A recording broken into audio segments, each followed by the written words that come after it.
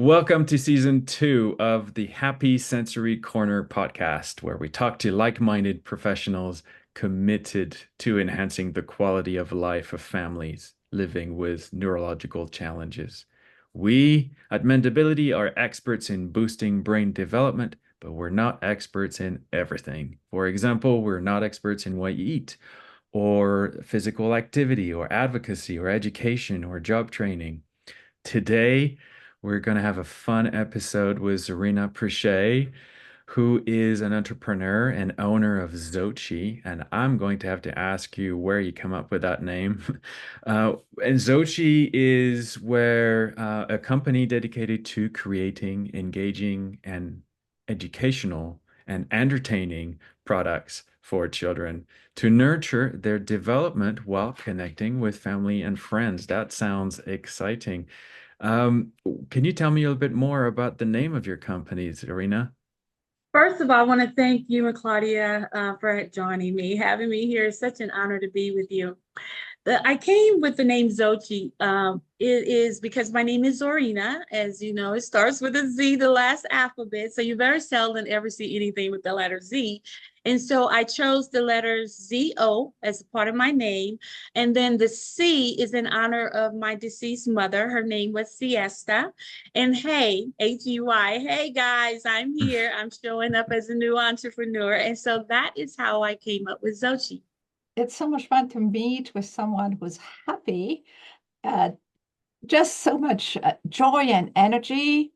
While I know a little bit that things have not been easy for you, but you ooze joy, you enthusiasm, and I just can't wait to hear what you do. Thank you. I have to say, it isn't easy for me. Just a little bit of my background. I am a disabled veteran. I also help my brother when I can as a caregiver. He has some brain damage. And I'm starting this new entrepreneurial journey that I know very little about. But what motivates me is the fact that I have this strong passion in protecting our children. We need to all join in and encourage parents to have digital balance, which means put down the screen time and let's connect with our children to build their social skills. And I tell people all the time, how are we going to expect our future to be connected if they're not being able to learn how to connect and build relationships now? I see them all the time on the bus stop looking at their phones. They're out with their parents. They're looking at their little games at the table. And those are opportunities for kids to build relationship and to engage and work on their communication skills. And so at the age of 60, now 61, I decided it's not too late to make a positive impact, no matter what age you are. And that is what I'm trying to do right now. Yeah, I, that's I exciting. yeah, I mean, I totally I know what you mean. And I know that asking the kids, hey, put down your phone, dinner is phone free time, that doesn't work. So you came up with a game. Tell us Well, about the game. actually, you guys, I didn't come up with the game. It came to me in a vision. And I am creative. I do a lot of creative things. And so when the game came to me, I thought it was odd because I never liked games because when I was growing up, games were boring to me. I couldn't stay focused. I couldn't follow them. And so I always stayed in the shadows saying, I'll be the scorekeeper. And of course, you get backlash for that. But now as an adult, I realized that I have problems staying focused. I'll be all over the place. And so I practice mindful. That's just something I practice to help me to navigate through the world. And so when the vision came to me and I developed the game and I played it with my family, they liked the game. And then I actually prayed and say, how do you expand this game? And one of the things that stood out for me, even though I am the creator of this game, I found myself being able to stay focused with the game. And I kept asking myself, I know I'm the creator, but what is it about this game that the other games didn't offer me during the time I was born? And I dare already said my age.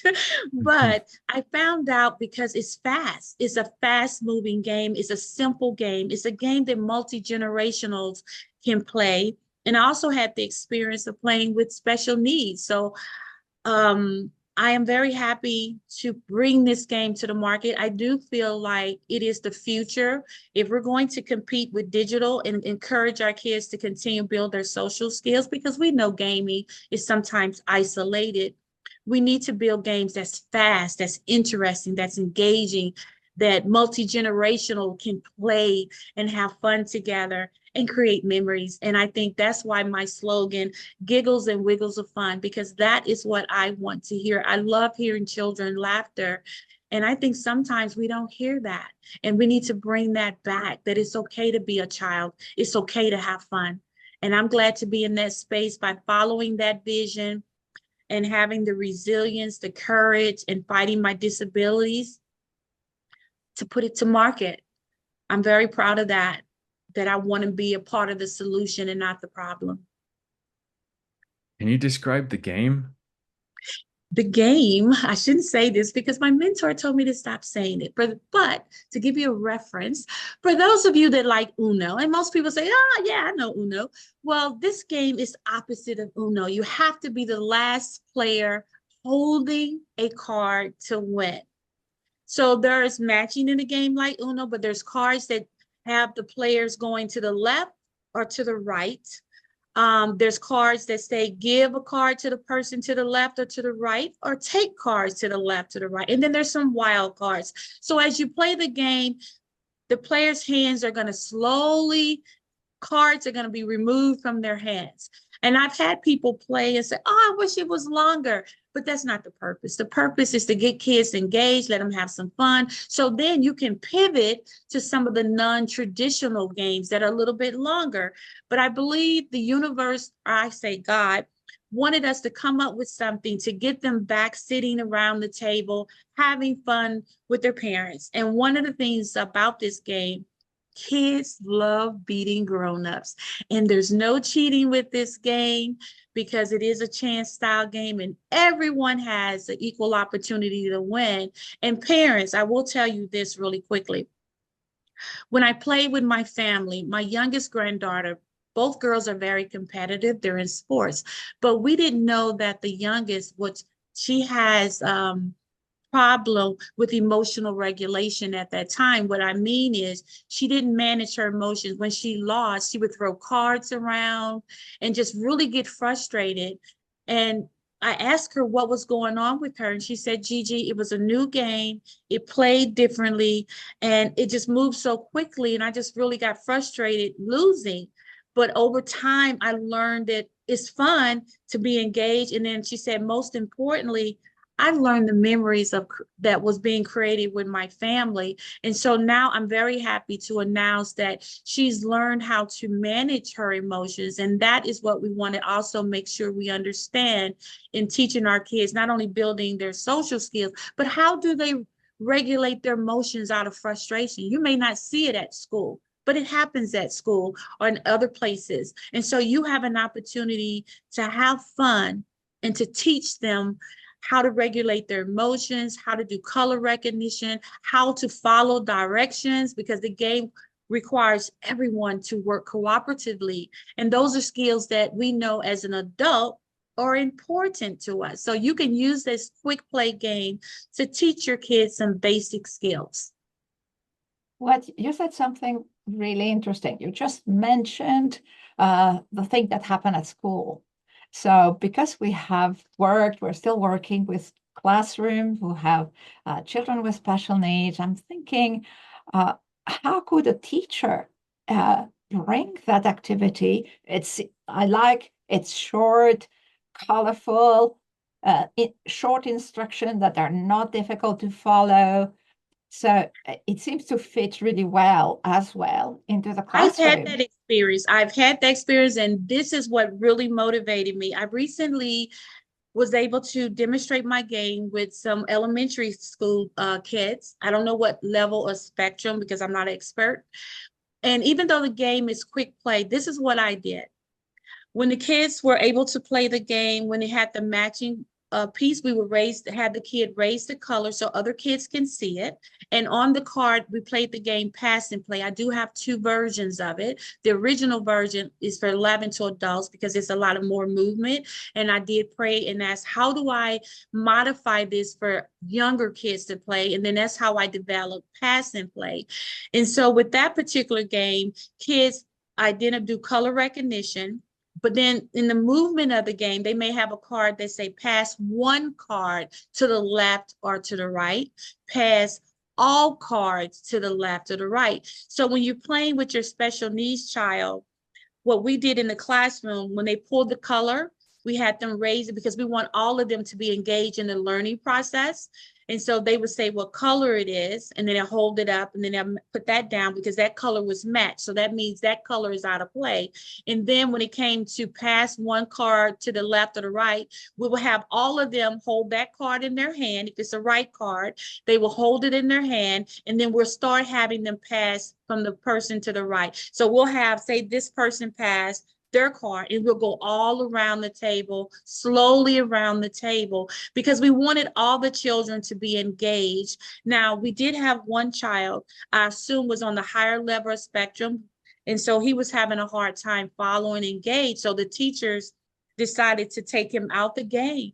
But the amazing thing about it, when he saw the other kids playing, he wanted to come back and to play. And so it was really beautiful. And when I think about it, I kind of get emotional because it was so beautiful watching these kids enjoy a simple game. They started helping each other. If they got the color wrong, they say, no, that's not the color.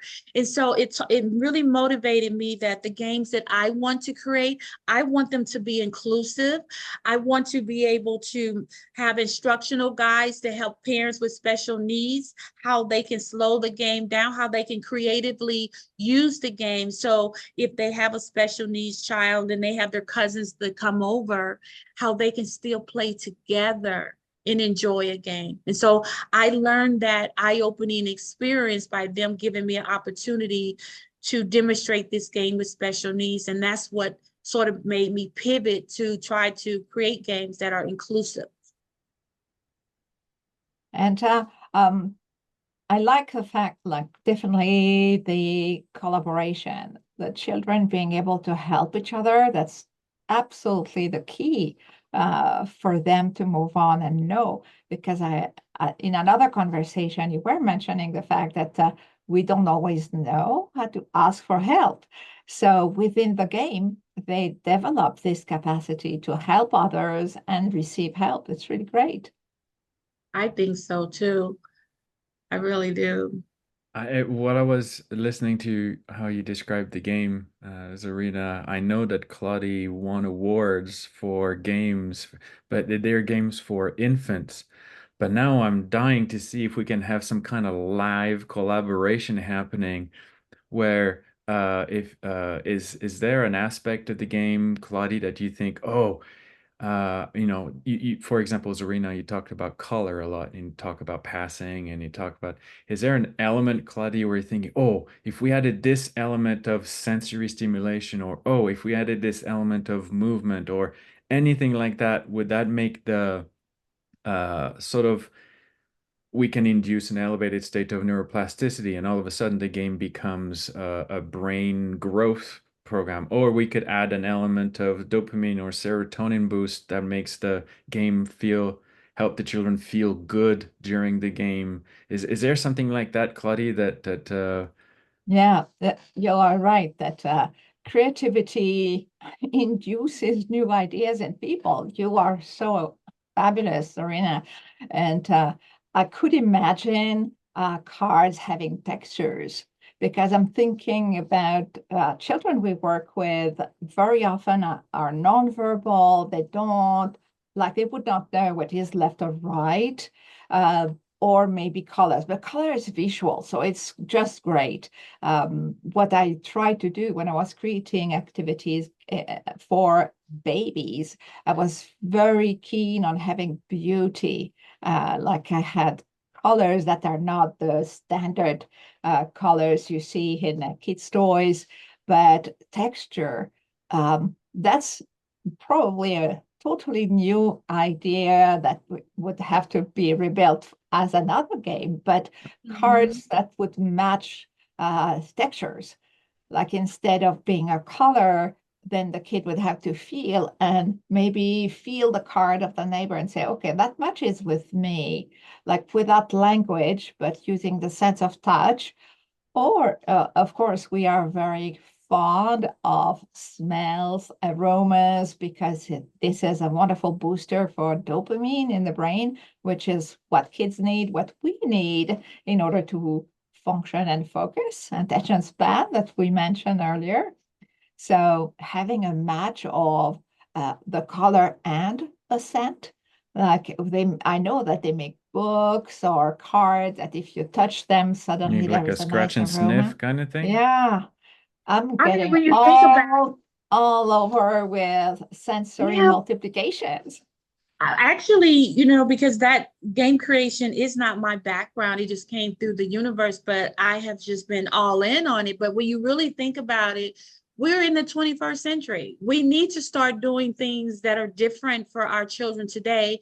And I really feel like digital is not the only way to go. Digital is fun, it is stimulating, but there are so many things that we can do non-digital that really still bring our children the excitement. I think with my games, it's on the surface. And I have to admit, in being transparent, I'm still struggling with trying to understand why some people say they have difficulty with my rules. And I realize what it is that we're so used to when we open up a box of card games, we want to separate them automatically. And with this game, you can't do that. You literally have to follow the rules. Now, you can modify them, but one of the things I do like about the game is another testimony.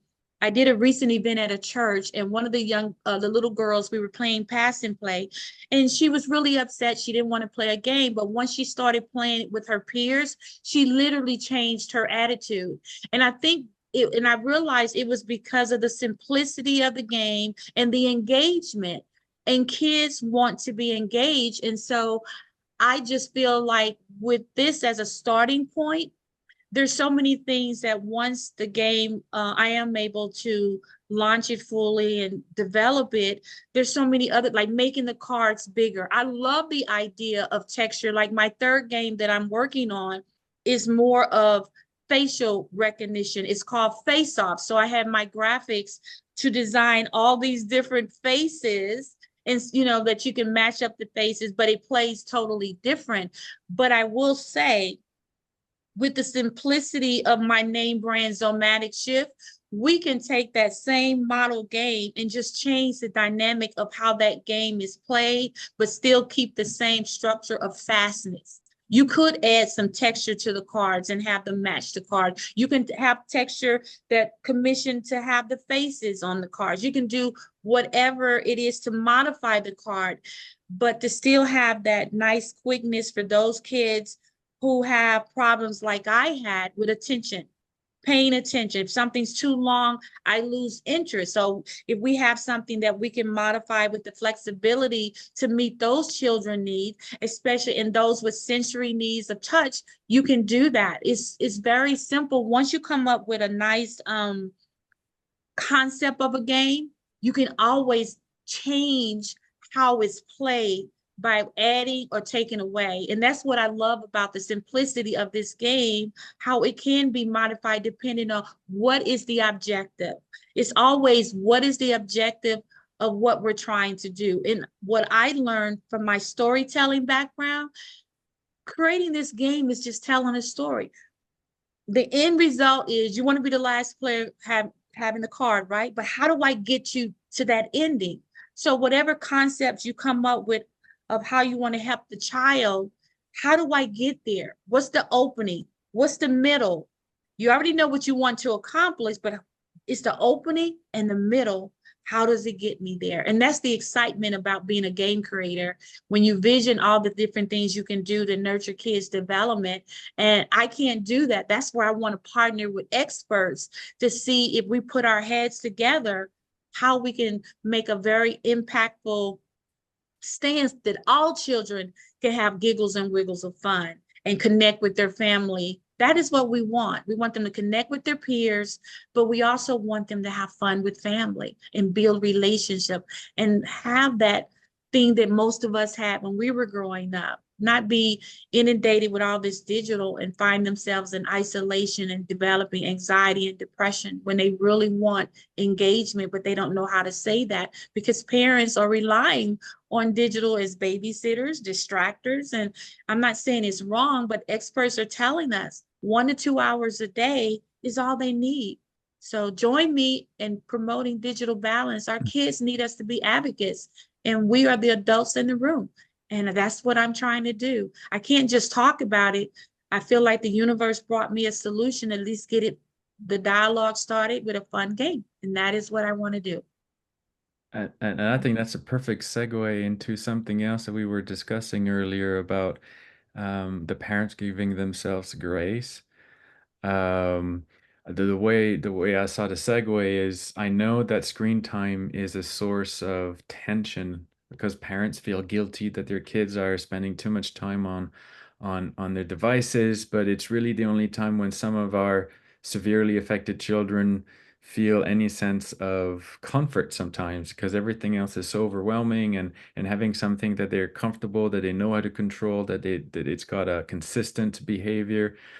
um, and so, how do you can you help guide a mom who's struggling with this issue, who wants to do more, who wants to tell us about how maybe you came to this realization that you have to give yourself grace. And it's funny, I don't know if you guys see on the video, but I had my Yes. hands in such a way that Zoom just had an explosion of fireworks. But You yeah, are tell so us right now brilliant. about. That's why you Wow. shine. I have to tell you, Grace, I just really learned grace because I almost made a tragic accident. Like I said, my brother had a stroke in 2019, and I took on what is it? I'm lost for words right now, you guys. I took on the responsibility to help someone that's brain has been damaged. And the damage is that he has speech problems. His cognitive skills have declined where he's not able to figure things out on his own. Yes, he's able to dress himself. He's now able to cook. But when it comes to problem solving and things like every day that adults do, he just can't do it. So it's almost like I'm dealing with a grown child in a sense. And so in being frustrated with that mindfulness that it requires when you're dealing with that, but you also can find yourself burnt out. And so how I almost hurt myself, I was administering medication, but I also was going to give myself some vitamins, and being distracted, I put them both in the same pocket. And the pill that I didn't take out to give him was a blood pressure pill that lowers your blood pressure. And I just started crashing. And so I had to go to the emergency room. And then that's when I found out about grace and being mindful that if you don't take care of yourself, how are you going to take care of that loved one? And so when you're overwhelmed and you have to give them maybe like a digital device, do not feel bad about it, because sometimes digital is good for you because it allows you to step away, regroup, take a breath, and say to yourself, I can do this. I can do this. But I also want you to know that even though you are resilient in doing this, just like I was, it's okay also to give yourself grace to say, I need help. I need to really step away. And so in helping him, there are times I find myself so frustrated because I don't understand why he can't connect the dots, because I know how he was. But then I know I needed to show up where he needed me most. And so what I've learned through my own game creation, every once in a while, I'll get him to play it, to be honest. I get him to play it because he doesn't have digital. He's not able to really follow the digital. So every once in a while, to help me and him, I would do the pickup, because the game can be played in 10 minutes or less. But I also realize too, it gives me an opportunity to check in on my brother's cognitive, because we played this game so many times, you guys, and yet still I have to explain to him how to do it. And then every time, when I say this, every time he'll say, oh man, I like this game. And I'm like, why? He'll say, because it forces me to use my brain in recognizing colors, but to go left or right and stuff. And so as we live our busy lives, sometimes, you know, when you can put down the screens and play a quick pickup game with them, that's fine. But there are times when you just feel overload, give yourself grace and say it's okay. Because you can't show up for your child if you're not able to show up for yourself. And no Right. one expect you to be this super hear me roar person. You're human. They're human. All I ask is do what I did, learned, I say, because I almost crashed and burned. I gave myself grace. And every once in a while, when I drop the ball, I just pick them up and I say, okay, let's start this over. And I look at my brother and I say this with sincerity. I didn't always want to be there for him, but I am glad I am there for him, because when I see him smile and he seemed happy, it's like a light bulb goes off in me and I want to do it all over. And so I know many of you, you get frustrated sometimes when your child is not able to do things, even though they told you the medical term for it, you know what it is, but you still get frustrated. But I know you're just like me. When you see your child smile, or they hold your hand, or they touch your face, you know, or they give you that big hug, those are the moments you cherish and replenish yourself and say, I'm here for them and I'm here for myself. And I'm just going to pick up those balls and go with it. I'm going to be able to ask others for help when I need it. But you know what? I got this. I got it. And that's how I feel in helping my brother. I want to sort of do a complimentary comment about devices because you are right. It's very helpful. Parents need it in order to take a breath, and kids love it. So, Mhm. my comment would be avoid the phone and get to the tablet. What is the difference? The difference with the tablet is it offers a bigger surface for an image. And you want to have the child not focus on one small point.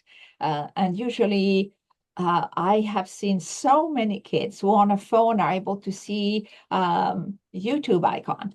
Like they find it even though it's so tiny, but they are not paying attention to what is going on. If you use a tablet, we are in fact encouraging screen time with the parents by having videos of art slideshows that play with gorgeous orchestral music.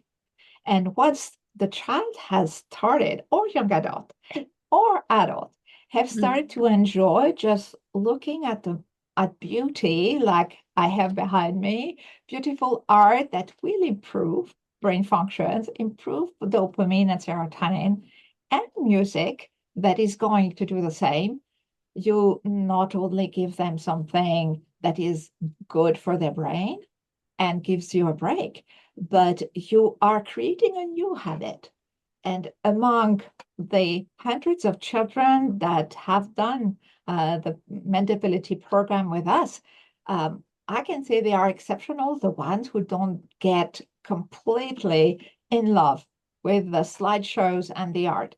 They don't know how to speak. Like you mentioned, some of the kids are not talking, and even at school, and we even have schools use all slideshows with art for the start of the day. And the benefits are so good. So that multiplies the option of device. It's getting you the relief, and it is beneficial for the kid. So very often the phone is more expensive than a tablet, and it's so beautiful. You can even download it and have it inside the device. And really, a lot of kids and adults just get so happy with that moment of beauty that they ask for it. And so that would be sort of a combination of relief for the parent and a good thing for the kids through a device. I think what too, I like that. I think what we want to make sure the parents understand, that I want them to understand, when I say digital balance, and I think when the experts are saying digital balance, is that you want to continue to expose your kids to all kinds of stimulation. Because just say recently when we had the crash, right? Some people couldn't have internet, things just shut down. Well, if you are so used to just say using devices, whether there's the phone, a tablet, the television, and you have none of those things available, and then we're gonna be like, okay, so what do we do with our kid here? Because you never allow yourself to introduce balance to them, whether it's picking up a book, reading to them, or having them just get a piece of paper and just say, make mommy and daddy a nice picture, and just scroll, or just, you want them to have access to different things of stimulation. And I think that is what is so beautiful about, whether they're reading a book, or looking at art, or looking at their tablet, just array of entertainment that can stimulate them. And that's not only just with special needs children. I think that's also with other children, adults. I did a test on myself, you guys. I started looking at TikTok. I wanted to know, what was it about social media? And I know what it is. It's funny, listening to people tell their stories and doing all kinds of crazy stuff. And I found myself literally first thing in the morning, I want to look at the social media. In the middle of the day, I want to look at, and next, it's hours of it, and you're not getting anything done. And so I felt like, wow, I'm an adult and I know about boundaries, right? But yet I couldn't put it down. So then I thought, this thing here is addictive. Now, I want to be transparent with you guys. And I don't always do this, but I'm not ashamed of it. I have anxiety, and I also have bouts with depression. And I saw with those illnesses from my military experience, how I was beginning sucked into digital, because I was isolated. I have to deal with people, right? It was just me and my device. So imagine if you have kids who may have special needs, and they can't do anything. It's their device and it helps them.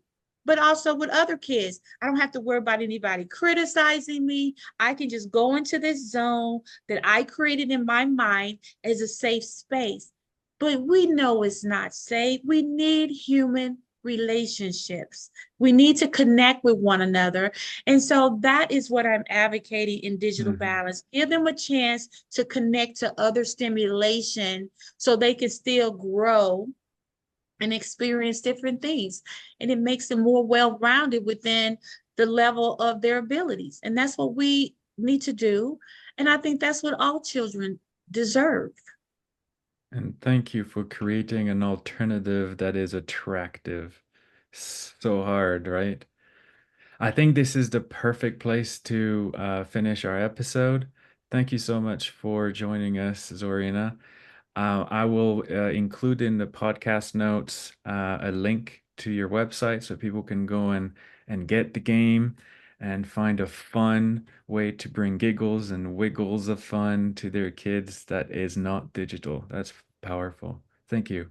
And also, Thank you. thank you for having me. I am going to try to upload my special guide for special needs parents. I'll be honest, ladies and gentlemen, I fell down some steps and hurt myself. So I have been struggling and trying to ambulate and do the things that I do. The only thing that's still present is my passion. I just want so much for our children. And I just want parents to realize that digital is great. They get digital and for its education and entertainment. And when I asked a group of kids, do you like playing games? They said yes. I said, what's so bad about, is there anything that you don't like about digital? You guys ready for this? And they said, you play alone. You always end up playing alone. Because, there are digital devices, because my girls do, where they play together, but most of our kids are playing alone, and they wish that their parents could play games with them.